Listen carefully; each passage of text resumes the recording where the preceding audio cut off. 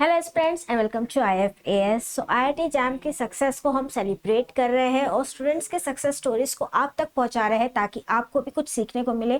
और जब आप IIT जैम का एग्जाम दे रहे हो तो आप भी फर्स्ट अटेम्प्ट में ही सक्सेस कर लो।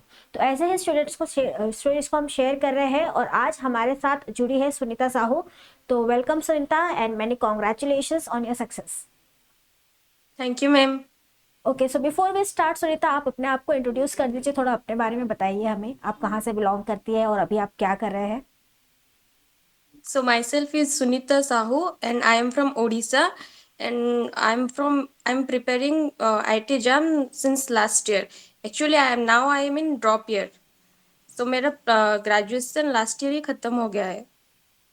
अभी मैं ड्रॉप ईयर में हूँ। लास्ट ईयर मैंने आईआईटी जैम का एग्जाम दिया था पर वो मैं सिर्फ क्वालिफाई ही कर पाई, कट ऑफ ही क्लियर कर पाई। तो मैंने सोचा कि अभी एक और बार चांस दे सकती हूँ। यस, ऑब्वियसली लेना ही चाहिए क्योंकि IIT में जाने का मौका बार बार नहीं मिलता है। तो ड्रॉप लेने में कोई बुराई नहीं है और जब आप आपके ड्रॉप को इस तरह से काउंट करवा देते हो कि अब आपका IIT में एडमिशन कंफर्म है तो that's a great achievement I would say. So अब जैसे कि आपने बताया कि आपने ड्रॉप लिया था, तो कई सारे स्टूडेंट्स हैं जो ड्रॉप लेते हैं बट नॉट एवरीवन सक्सीड्स। तो आपने अपने ड्रॉप ईयर में क्या क्या तैयारी की, कैसे आपने जो फर्स्ट आपका अटेम्प्ट हुआ था आपका क्लियर हो गया था बट आपको और रैंक हायर चाहिए था, तो क्या आपने डिफरेंस किया था हाँ, इस बार आपकी प्रिपरेशन में। मैंने जब लास्ट ईयर जो एग्जाम दिया था उस वक्त मैं इतना सीरियस नहीं थी। मतलब लास्ट के एक महीने के दौरान ही मैंने ज्यादा प्रिपरेशन किया था। पर लास्ट ईयर मैंने जब ड्रॉप लिया था उसके दौरान मैंने थ्रू आउट द ईयर मैंने प्रिपरेशन स्टार्ट कर दिया अपना। तो उससे मुझे ज्यादा फायदा हुआ।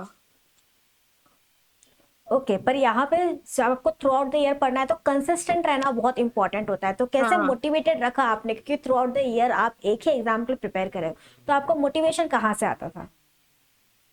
मोटिवेशन में मैंने पहले से ही सोच दिया था कि मुझे जाना है तो आईआईटी में ही जाना है। तो वही मेरा बड़ा मोटिवेशन था कि एक साल तो मैंने ड्रॉप ले ही लिया था। आईआईटी के लिए ही मैंने एक साल ड्रॉप लिया था तो मैं उसके लिए ही पूरा साल कंसिस्टेंट रह के पढ़ी। ओके, और आपने फिजिक्स ही चूज किया, तो कोई स्पेशल रीजन फिजिक्स चूज करने के लिए। मुझे पहले से ही फिजिक्स में थोड़ा इंटरेस्ट है इसीलिए मैंने फिजिक्स को चूज किया था। और तो फिजिक्स में कौन सा सब्जेक्ट है जो आपका फेवरेट है, जब आप पढ़ाई करते हो तो वो सब्जेक्ट आपको बहुत पसंद आता है। मुझे वेव एंड ऑप्टिक्स वो वाला चैप्टर अच्छा लगता है और थर्मोडायनेमिक्स। ओके, तो इस बार तो ऑसिलेशन वेवलेंथ ऑप्टिक्स से कई सारे क्वेश्चंस भी आए थे, काफी हाँ, क्वेश्चंस कंसेप्चुअल भी आए थे। तो आपने कैसे प्रिपेयर किए सारे सब्जेक्ट्स को, थोड़ा आप अगर बता सकते हैं डिस्ट्रीब्यूशन कैसे किया, किस तरह से आपने प्रिपरेशन की थ्रू आउट द ईयर। मुझे तो मतलब mathematics, physics, wave and optics and thermodynamics ये तीन चैप्टर मेरे इजी थे। और मैकेनिक्स और इलेक्ट्रोमैग्नेटिक थ्योरी वो दो जो चैप्टर मुझे सबसे ज्यादा डिफिकल्ट लगते थे। तो उसका मैं ज्यादा न्यूमेरिकल्स अटेम्प्ट कर रही थी। और बाकी डिफरेंट डिफरेंट क्वेश्चंस प्रैक्टिस कर रही थी मैं। और प्रॉब्लम प्रैक्टिस आप कितना करते थे, मतलब कितना आपने कंसेप्ट पे टाइम फोकस किया, कितना प्रॉब्लम प्रैक्टिस पे टाइम फोकस किया।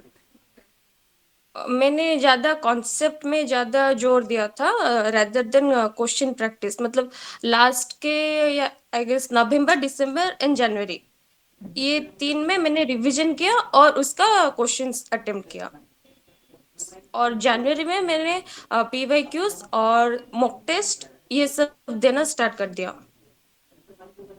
और राइट, और रिवीजन की क्या स्ट्रैटेजी रही होगी आपकी, क्योंकि अगर आप पढ़ रहे हो तो कई बार होता है कि हमने जो लास्ट मंथ पढ़ा है वो हमें याद नहीं रहता।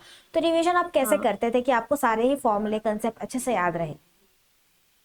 मैंने सारे चैप्टर्स जब मेरा पढ़ना एक बार पढ़ना खत्म हो गया था उसके बाद मैंने शॉर्ट नोट्स करना स्टार्ट कर दिया था। तो फिर जब मैंने रिवीजन करना स्टार्ट किया तो मैंने फर्स्ट शॉर्ट नोट्स से ही गो थ्रू किया, उसके बाद न्यूमेरिकल्स पे ध्यान दिया। जब मुझे लगता था कि नहीं इस न्यूमेरिकल्स में ये कॉन्सेप्ट लग रहा था और मुझे वो याद नहीं है तो मैंने फिर से अपने नोट्स को रिवाइज करना चालू करता था। ओके, और आपने मॉक टेस्ट वगैरह भी सॉल्व किए थे पीवाईक्यूज के साथ साथ। हाँ, सो क्या आपको मैं लगता है कि एक करीबन बच्चे को मॉक टेस्ट में कितना स्कोर आना चाहिए ताकि IIT जैम का एग्जाम क्वालिफाई हो जाए। मेरा तो मॉक टेस्ट में 40-45 के अराउंड हो रहा था, पर अभी इस साल का एग्जाम का पैटर्न थोड़ा डिफिकल्ट हुआ था, तो मेरा मार्क्स थोड़ा कम हो गया था। और एक गलती मैंने किया था कि जो एग्जाम हॉल में मेरे मेरे से बहुत ज्यादा सिली मिस्टेक हो गया था, लाइक कैलकुलेशन में और क्वेश्चन को पढ़ने में। तो उसमें से मेरा लाइक 8 से 9 मार्क तक कम हो गया है मेरा। ओ, सो फिर तो आपने अपने आप को संभाला कैसे जब ऐसी गड़बड़े हो जाती है? कई बार ऐसा होता है कि एग्जाम सेंटर में जा रहे हैं और हाँ पैनिक होना लाइक इट्स वेरी कॉमन। तो हाँ। उस टाइम पे फिर आपने अपने आप को कैसे संभाला और फिर आपने पेपर क्वालिफाई किया है, तो क्या आपने किया उस टाइम? नहीं, एग्जाम के दौरान तो मुझे लग रहा था कि नहीं यही आंसर होगा, तो इसीलिए मैंने क्लिक करके आ गया। जब घर पे आके मैंने जो क्वेश्चंस देखे तो मुझे पता चला कि नहीं, इधर तो 8-9 मार्क गया है। तो मैंने सोचा कि अब तो हो ही गया है तो क्या ही करें। मैंने तो सीयूटी पीजी को पूरा फोकस दे दिया था कि नहीं, अभी आईआईटी जम तो नहीं होगा, सीयूटी पीजी को ही फोकस करेंगे, उसमें ही क्वालिफाई करेंगे। पर जब रिजल्ट आया तो मैंने बहुत खुश हो गया कि चलो भाई हो गया अभी। अभी नहीं, और टेंशन नहीं है। डेफिनेटली हो गया है और बहुत ही अच्छे तरीके से हो गया है। तो फिर से एक बार congratulations and thank you so much, आपने अपनी जर्नी हमारे साथ यहाँ पे शेयर की। सो कुछ एक लास्ट टिप आप थैंक यू देना मैम। चाहेंगे जो अभी ड्रॉप ले रहे हैं स्टूडेंट्स, काफ़ी स्टूडेंट्स अभी ड्रॉप लेंगे, तो आप उन्हें कुछ इंस्पायर करना चाहेंगे, कुछ आपकी टिप्स आप शेयर करना चाहेंगे? ड्रॉप लिए है तो उस वक्त हमारे पास बहुत ज्यादा टाइम होता है, तो स्टूडेंट्स ऐसे ही इसको वेस्ट कर देते हैं। तो उससे वेस्ट ना करके उसको मल्टीप्लाई करके, मतलब अपने बेनिफिट के लिए यूज करना चाहिए उसको।